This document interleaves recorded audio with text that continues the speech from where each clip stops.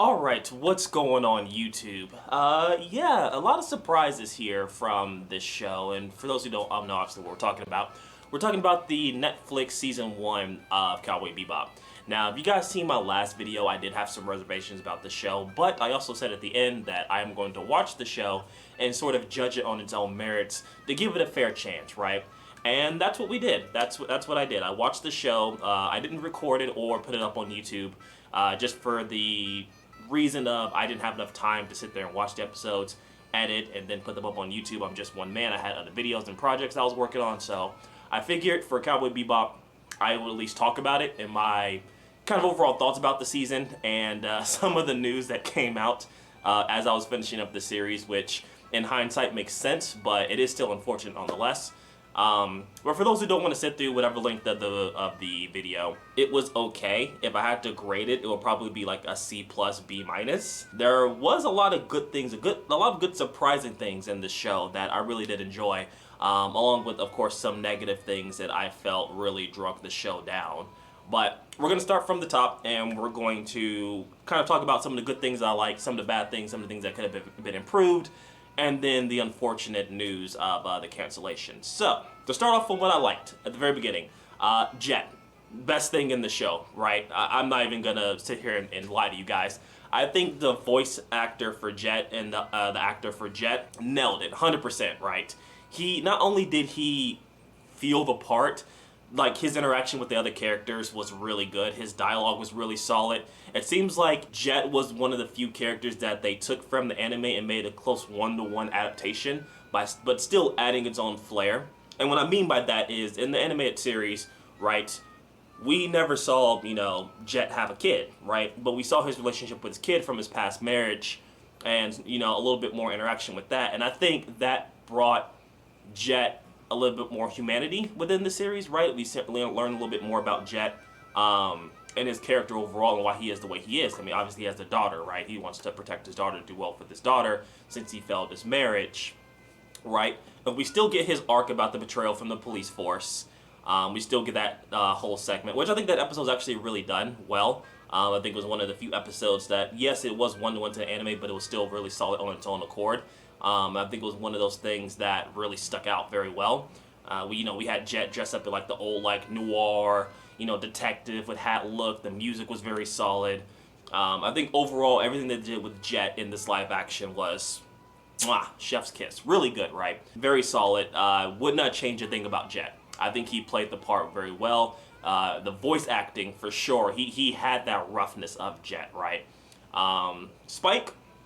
Spike was how I expected it to be from John Cho. I think he did an adamant job playing the character.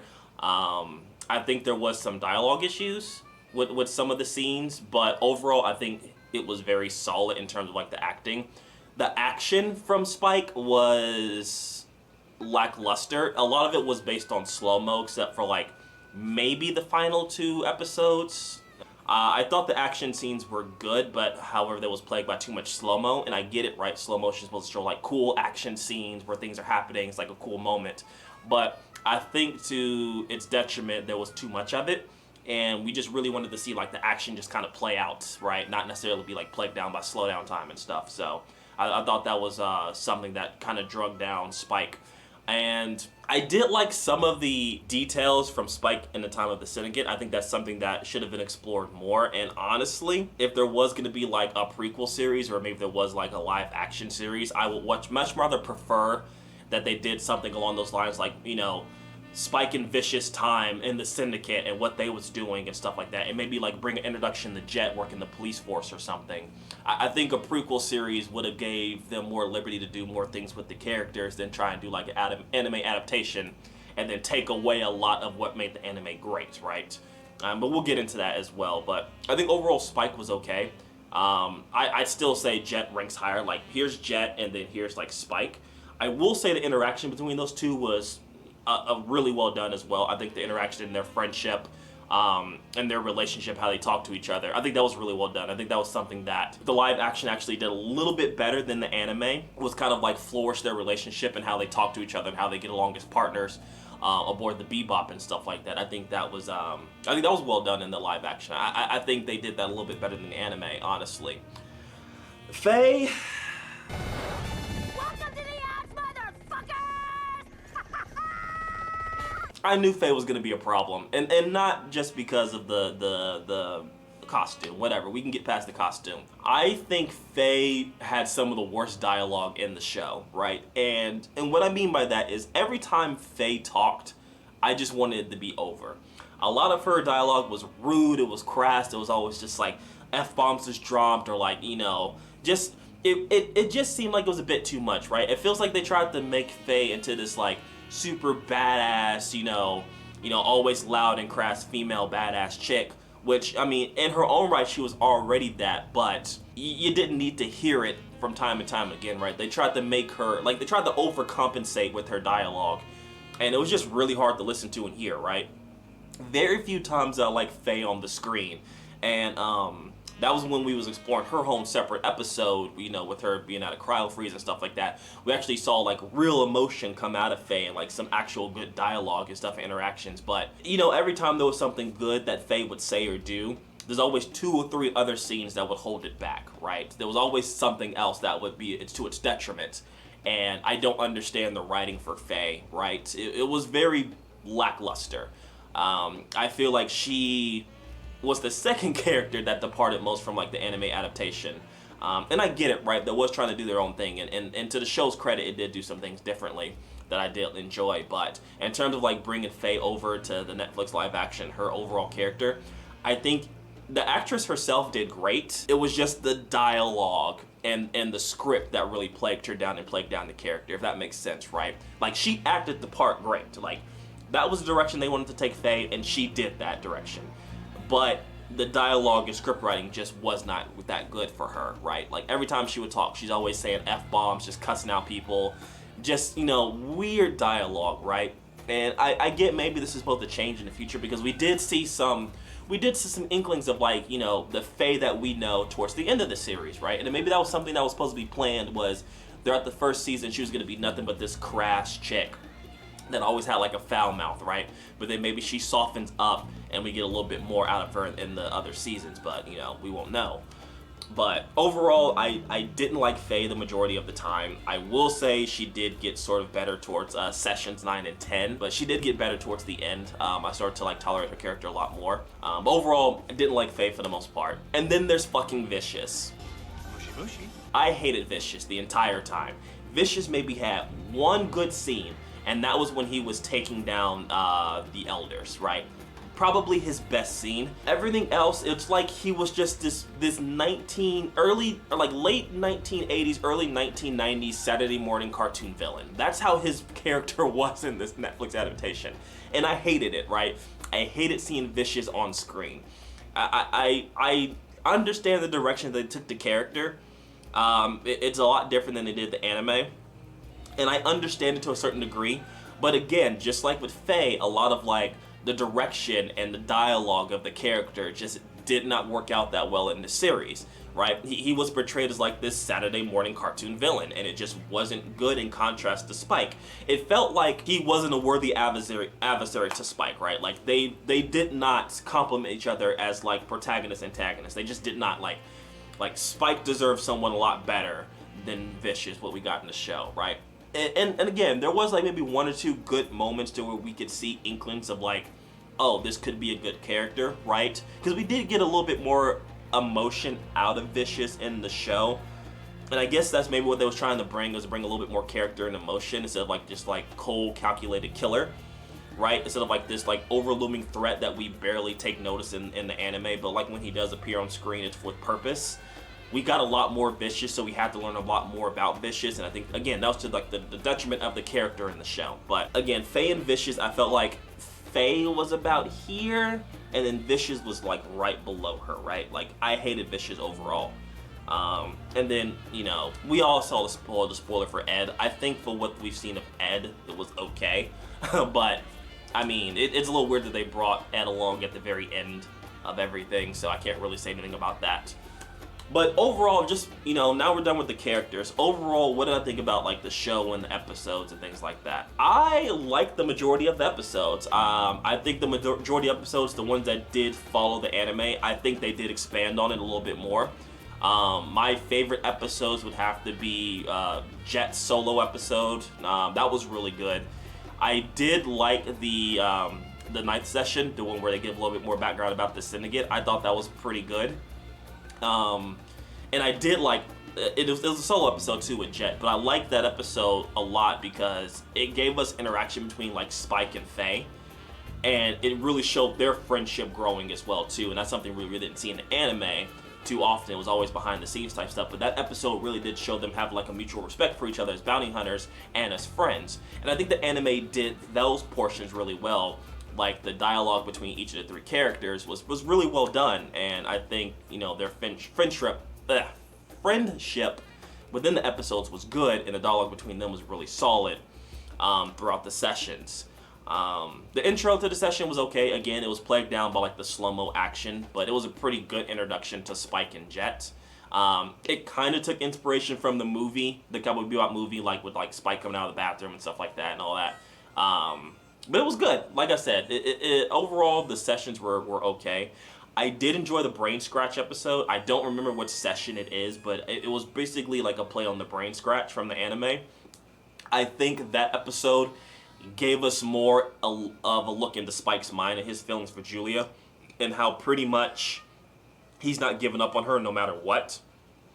And it played out really well. I think that was a really good episode for him. It may have spent a little too much time with the loop, but I think it was necessary to kind of see where Spike's head is at with this relationship with Julia. And Julia is another character that I forgot to mention, and we'll touch on that here in a second. But overall, I think each one of the sessions was really good. I can't think of a bad session throughout the series. I think all the sessions were good on its own, and how it kind of played off of the anime, sort of. But they also did go with different directions and then expand upon it, which, that was the case, what was going to happen, right? There's going to expand and change a couple of things. But yeah, I don't know.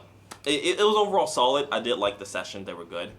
Kind of talking about the other characters now, some of the other side characters. Julia. Julia, spoiler alert here. And this is what I'm talking about. Like, there's going to have to be some talk about spoilers here to get my thoughts across.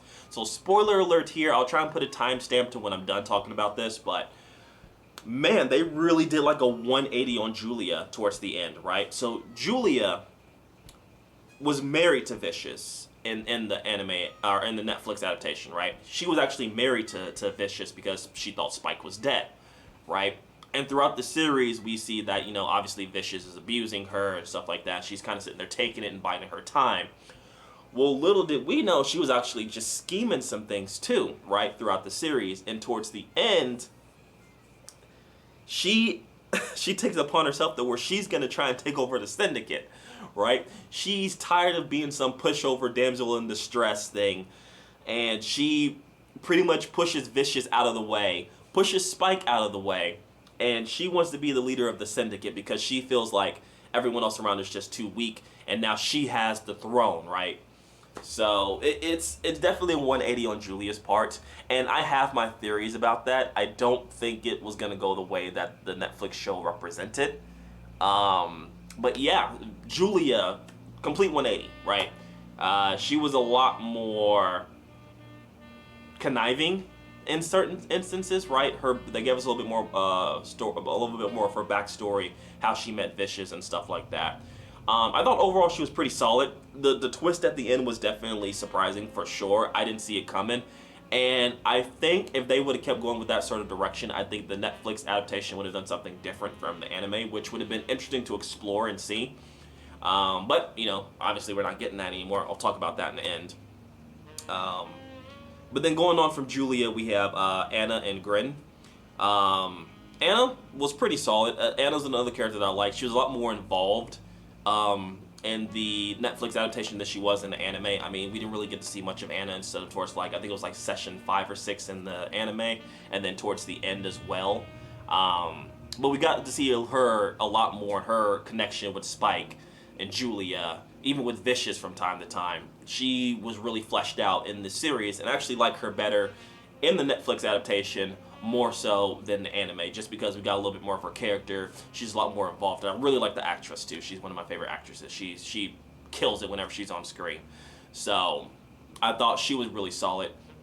Grin, they completely changed him, her, him. I'm not exactly sure, to be honest, how they want to refer, but they definitely changed Grin, and I don't know if I prefer this change because in the show, in the Netflix adaptation, Grin is working with Anna in the bar, right? Like Grin's always around, but in the anime adaptation, Grin's story is a lot different, right? We know Grin's story was he was a partner with Vicious back when he was a guy.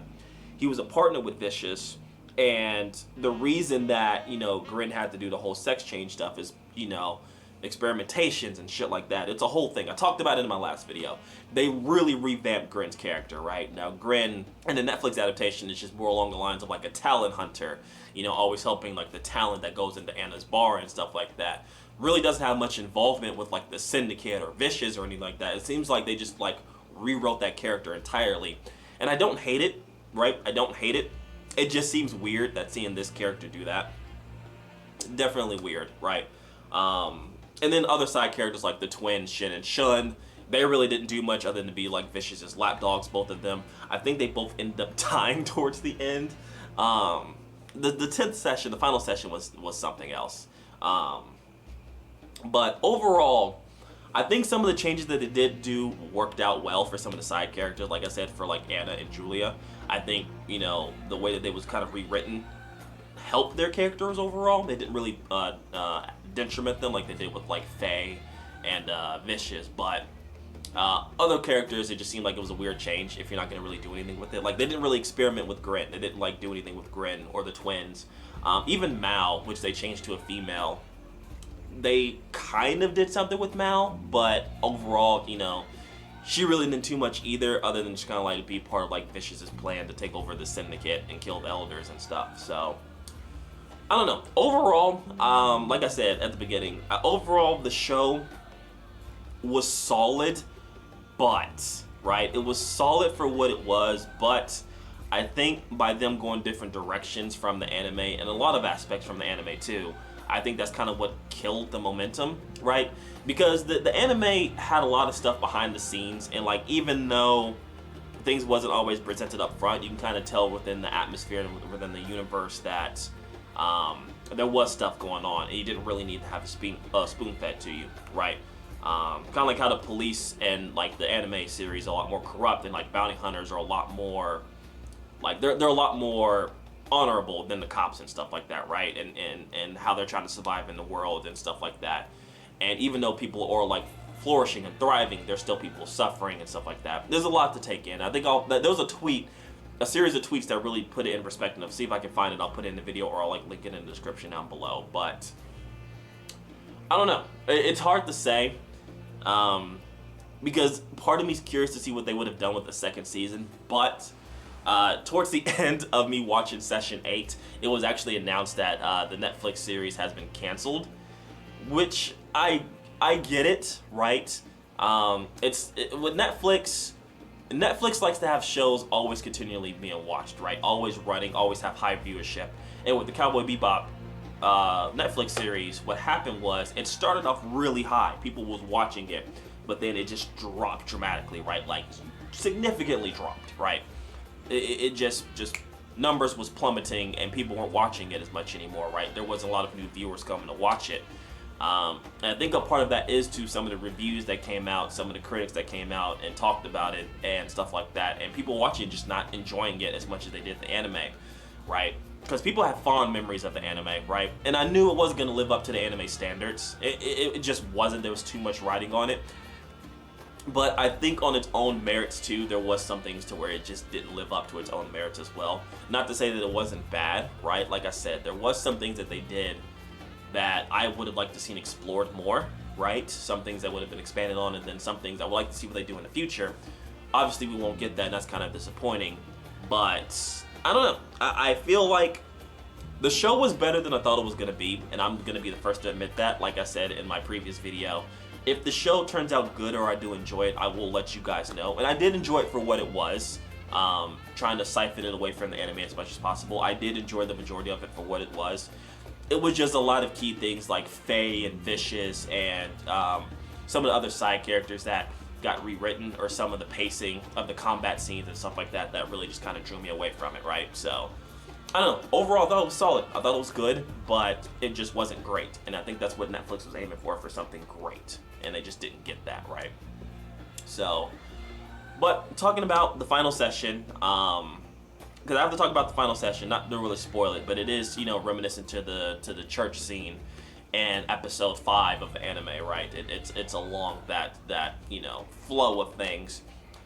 They played the music well. They really complemented some of the new tracks, and then they put tracks from like the old series as well. They really did mix it in well with some of the scenes. It was really good. I'm not gonna lie, I got chills a little bit in the final session when they started playing the last like 15-20 minutes of it, and you know, that song kicks in. You guys know what I'm talking about. When Spike's walking up to the church, when that song plays, it did send a little bit of chills down my back. It was really good, really well done, right? I think that's something that they always did well with Cowboy Bebop material, especially in the Netflix series. I think the music is really solid overall with some of the new remix tracks, some of the older tracks kicking in and stuff like that. I can't really say it was bad, right? There's not a bad single track within the anime, or I'm sorry, within the Netflix adaptation. So, I don't know. That's kind of my thoughts overall about it and what I think about it.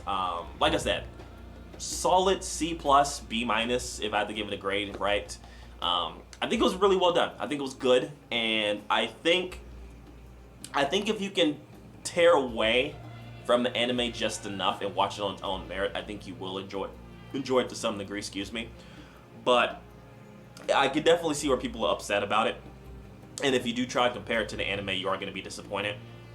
But they do have a lot of good things about the show as well. So, I don't know. We'll see. Like I said, my biggest concerns and my biggest, you know, takeaways from it is what Faye and Vicious. I think Faye and Vicious had terrible dialogue. I think their characters was written poorly compared to everyone else, and even the interactions with the other characters wasn't that great. Like with specifically Faye and Vicious, right? Like if it's like Spike and Vicious, their dialogue was okay. You know, Jet, Spike, and Faye, their dialogue was great. Anytime Jet was on the screen, honestly, was just great. I think he carried the show far more than Spike did. And I think people should really acknowledge that he did a fantastic job of playing Jet in that show and bringing that character to life. I think he did a fantastic job, and I don't think anyone can take that away from him. So, overall, if you've seen the show, if you watched the sessions, what do you think? What do you think about it? What's your overall thoughts on the show? And what do you think about the cancellation? Do you think they deserve to be canceled? Do you think they need to, you know, have a second season?